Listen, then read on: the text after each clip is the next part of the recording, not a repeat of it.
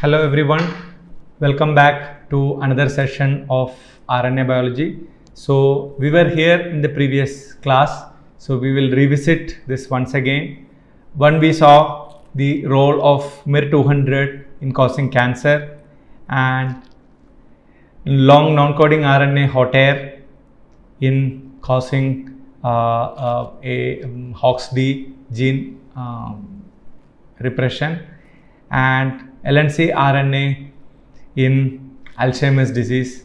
And we were here in the last class, that is no RNA HB2S2 in Bardet-Willi syndrome, which is caused mainly by a deletion of chromosome in chromosome 15 and it manifests differential disease in males and females. So how does it work? It is influencing the complete expression of a serotonin receptor gene HTR2C. So how does it do? In healthy individuals, the non-coding RNA HB2S2 is perfectly present. It's a SNO RNA, small nucleolar RNA, which has the power of influencing its splicing. So in healthy individuals, this RNA, non-coding SNO RNA is present perfectly, and you end up getting a complete receptor of serotonin. Serotonin receptor is complete. Whereas in PWS, that is syndrome affected people, that is not having this SNO RNA HB252. So this will eventually lead to the incomplete processing. That means it has got two stop codons. One is stop codon is in the, so the splicing happens such a way that it can happen in the 6th exon, or it can influence the beginning. The stop codon can come in the beginning of the 6th exon. So this is mainly happening because of the alternative splicing that is created by the presence or absence of this non-coding RNA. So when you have this non-coding RNA present, the splicing happens perfectly.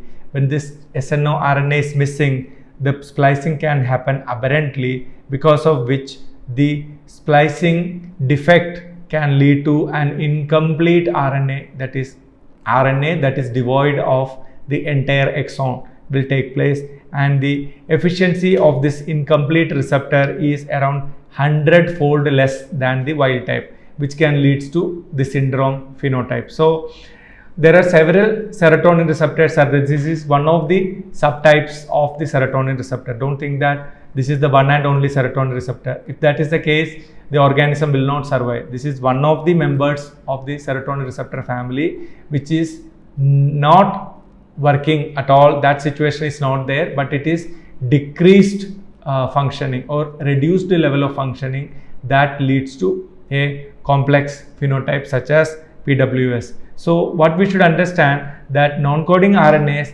can influence various physiological conditions in the organism, that can be cancer or a homeotic transformation or some diseases such as Alzheimer's, and also influence the syndromes.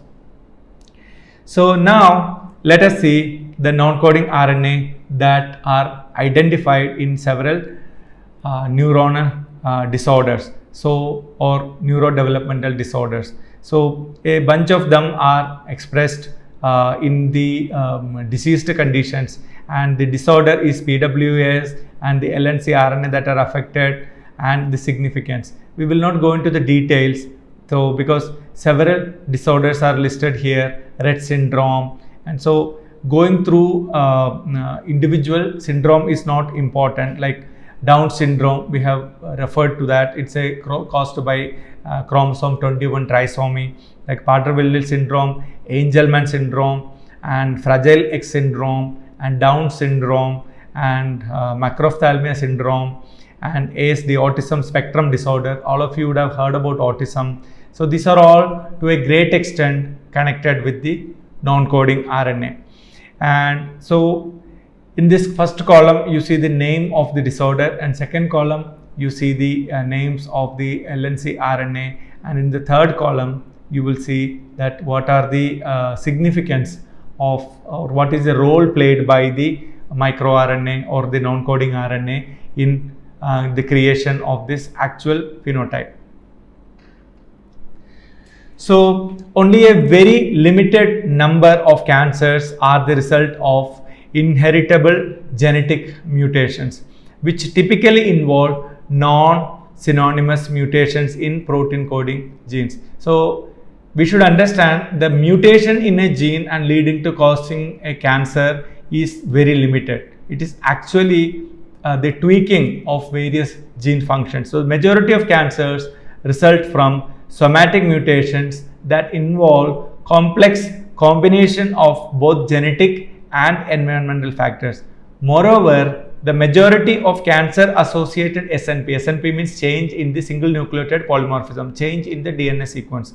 So associated SNPs are located outside the protein coding genes. So outside the protein coding genes, we should understand that it is not going to affect the protein sequence or amino acid sequence in a given protein. But outside a gene's coding capability, if there is an SNP, how come it can lead to cancer? So this is something to do with the non-coding RNA that is being produced. So these SNPs are either within the introns of protein coding genes or intergenic regions. That means the gap between two genes. So we should understand majority of these changes that is leading to cancer cannot simply because of a altered protein structure because of a mutation in the codon. We are not saying that absence of a amino acid or a change of an amino acid in a protein is not going to cause cancer. However, if you look at the number of cancers, many a times the proteins are unaffected. Still the SNPs and those SNPs that are found in the introns or intergenic regions are causing the cancer. So it tells us that the regulation of a gene's function or even epigenetic or non-coding RNA mediated can get affected, that can lead to the cancer. Or in other words, minor tweaking of gene expression is good enough rather than a complete change or a complete havoc in the gene's expression that is leading to cancer. You can see a bunch of cancers in this picture: prostate cancer, ovarian cancer, lung cancer, colon cancer and breast cancer. If you see the SNP means change in the nucleotide. It can be mutation or it can be just an alteration. Let it be anything but a change in the variation. So you can see the genomic location of the SNP. The blue color one, deep blue color one is intergenic. The moderate blue color one is intronic, and light blue color is the UTR, and the pink color one is in the coding region. You can see the pink color is negligible, literally negligible. But in all the cancer, the SNPs are either in the intergenic or intronic or in the untranslated region. The rate or the importance of coding region having a mutation is almost nil or almost negligible. So this is something which we should keep in mind, the importance of non-coding RNA or the SNPs, that is, and they are occurring, they are not inherited from parents. That simply happened because of your living habit, or maybe because of the environmental exposure to mutants, etc., can cause change in the SNP in a given tissue. Your other tissue may be fine, which is not cancerous. A given tissue, a change that is occurring can lead to cancer. So now let us see the mechanisms of long non-coding RNA induced cancer progression. So one example we can study is the H19. It's a well-studied example. The upregulation of maternally imprinted long non-coding RNA H19 due to loss of imprinting occurs in a wide range of metastatic tumors, because it is a maternally imprinted, means mother's copy, maternally imprinted lncRNA, and loss of imprinting means it is now expressed because imprinting is lost. So the exact mechanism of metastatic regulation varies with the nature of the tumor, which tissue tumor you are talking about. Let us think about bladder cancer. So what is the transcriptional regulation that is occurring with regards to H19? So binding of H19 with EZH2. EZH2 is a catalytic domain of PRC2 complex. Its full name is enhancer of Xist homolog 2. So the histone methyl transferase role played by EZS2 gives PRC2 its identity as a polycomb repressor complex protein. It recruits, so this H19 along with EZS2 recruits the entire PRC2 complex to E-cadherin. E-cadherin is the epithelial calcium dependent adhesion molecule. So E-cadherin helps in anchoring the cells onto a specific loci or to the basal membrane, etc. So this H19 brings in PRC2 complex to the promoter region of E-cadherin, and this will lead to the suppression of E-cadherin expression and epithelial to mesenchymal transition takes place. That is also called as EMT. Epithelial to mesenchymal transition is one of the requirement for the metastasis of the cancer. Metastasis is the secondary tumor. Say a tumor originated in the liver, it will find its secondary colonies in the brain, heart, or any other, or liver, or kidney, or any other organ, and that will inhibit the normal functioning of that organ, and this can be very problematic, especially when the cancer is metastasized. It can cause lots of problem in the normal functioning of that particular tissue, and the treatment becomes meager.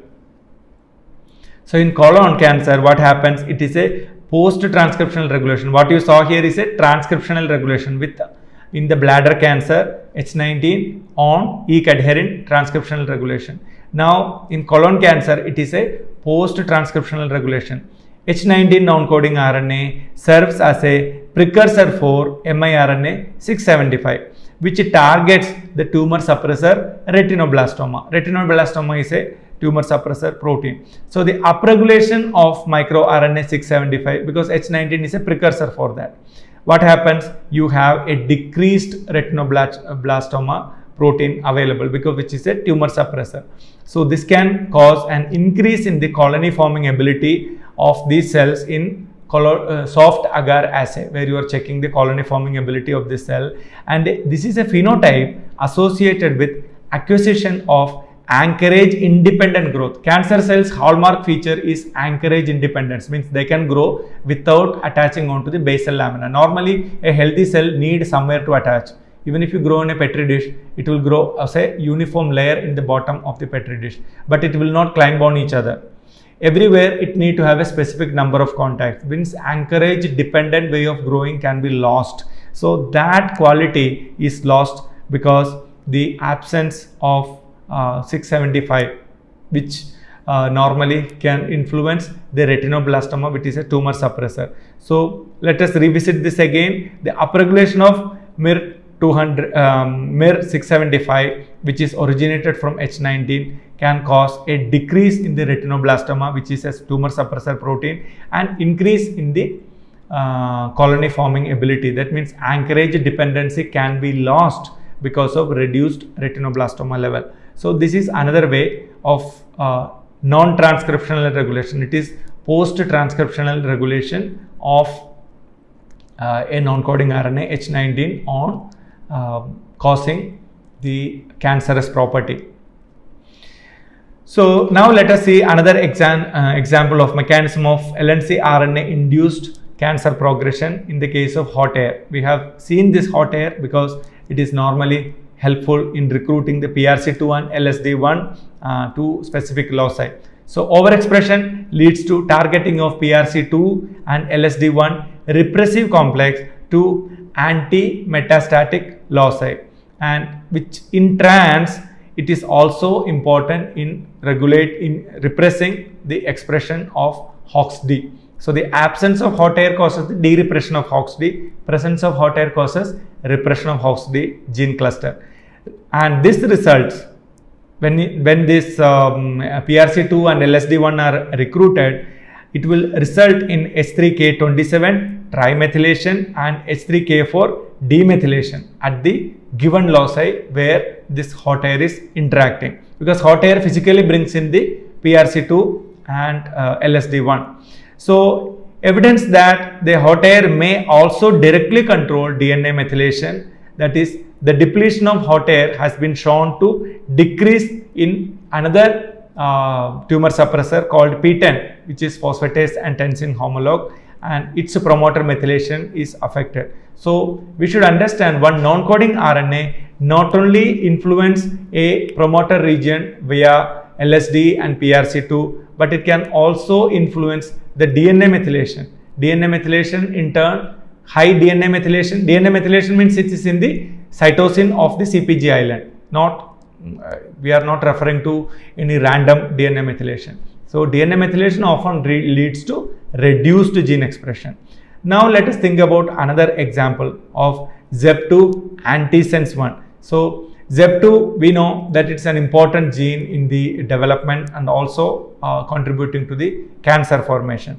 It overlaps, the ZEP2 antisense 1 overlaps the 5' UTR intron of the ZEP2 gene, which contains an internal ribosome binding site required for the translation of ZEP2 mRNA, which is prevented by the splicing of the 5' intron because of this overlap region which it has got.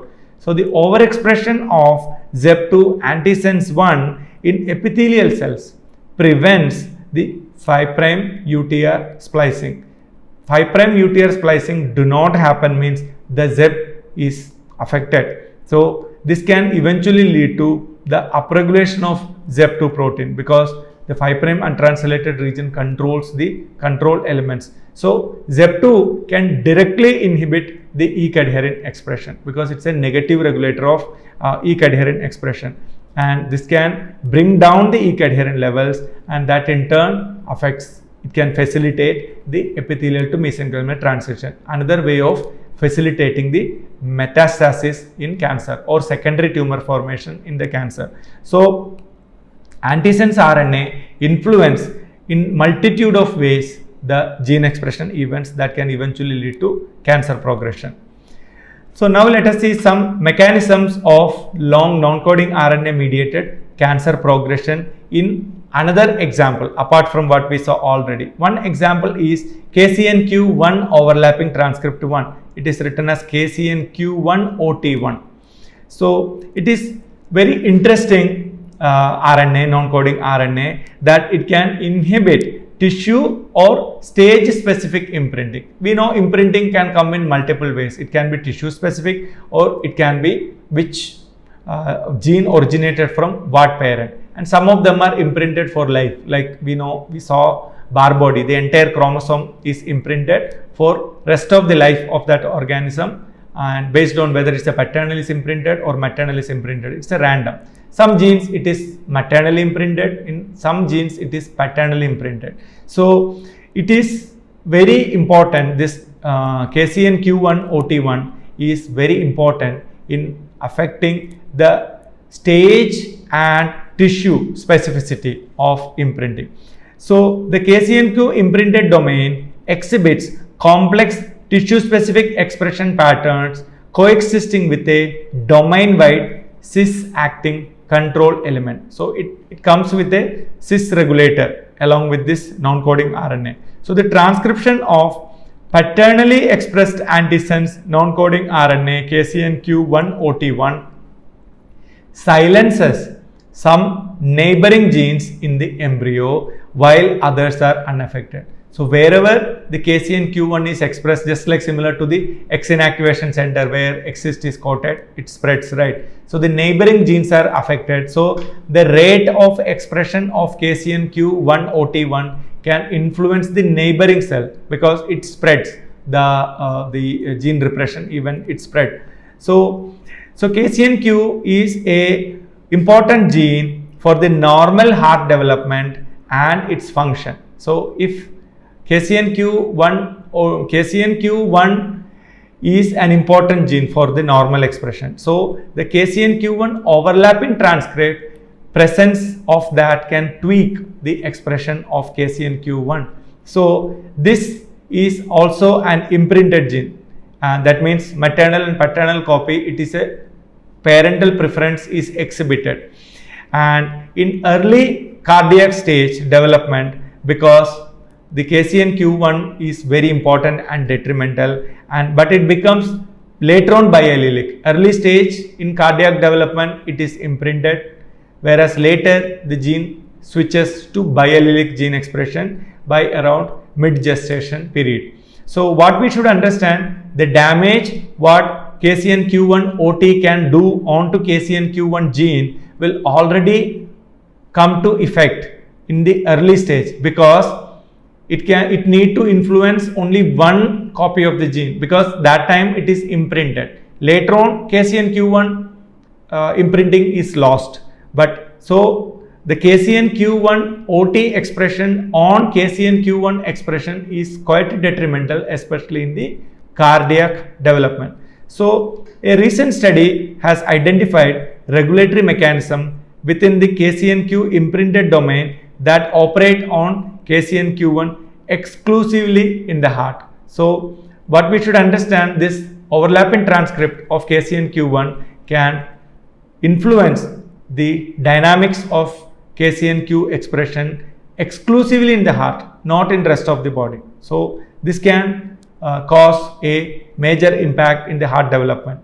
So the downregulation of KCNQ OT, that is the non-coding RNA. KCNQ1 is an mRNA, KCNQ1 OT is a non-coding overlapping transcript occurs. So if you downregulation of KCNQ1 OT occurs in colorectal cancer, that is post cardiac development, like colorectal cancer can come in any adult, causing an overexpression of KCNQ1, means KCNQ1 OT is a negative regulator of KCNQ1. So it will cause an overexpression of KCNQ1 in later on cardiac development in the embryos also. So this leads to an aberrant 3D structure of the chromatin, allowing the KCNQ1 promoter to establish abnormal contact with enhancers, activating aberrant transcription of multiple target genes, resulting in cell proliferation. So what we should understand, KCNQ OT role in regulating the KCNQ can have a negative impact on the cardiac development, but this can also cause a aberrant 3D structure of the chromatin. Chromatin usually can influence various cis and trans regions in the genome. Cis means same chromosome, trans means another chromosome. So this 3D structure can go aberrant, so that it is just like, instead of putting food into your mouth, you are putting into your nose.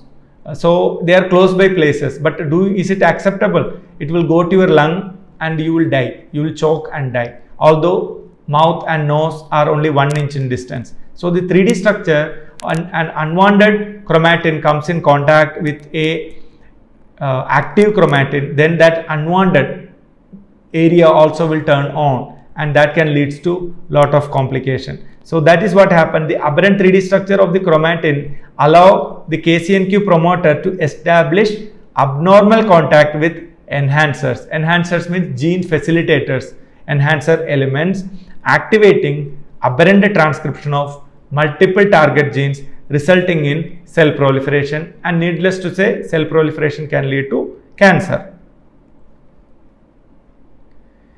And another mechanism of long non-coding RNA mediated cancer progression. One example is TERA, telomeric repeat containing RNA. That short form is TERA. So telomeres, we know it is structures in the tips of chromosomes, and they are repetitive DNA sequences that protects the ends of chromosome from deterioration due to end replication problem.